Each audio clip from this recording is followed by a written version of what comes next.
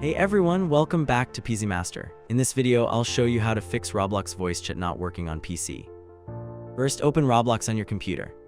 You join a game, look for the microphone icon. Click on it and check if voice chat starts working. If it doesn't work, open Roblox settings. Click the Roblox logo, then go to settings. Open the voice chat section. Make sure voice chat is enabled and check that the correct microphone is selected. If the problem continues, check your Windows microphone settings. Open sound settings, then go to the recording section. Make sure your microphone is detected and working correctly. You can test your microphone by speaking and checking if the input level is moving. If your microphone works but Roblox voice chat still doesn't work, try reinstalling Roblox. Uninstall Roblox, download the latest version and install it again. After reinstalling, open Roblox and test voice chat again. And that's it. That's how you can fix Roblox voice chat not working on PC. Like and subscribe to PeasyMaster for more tutorials. Thanks for watching, and I'll see you in the next one.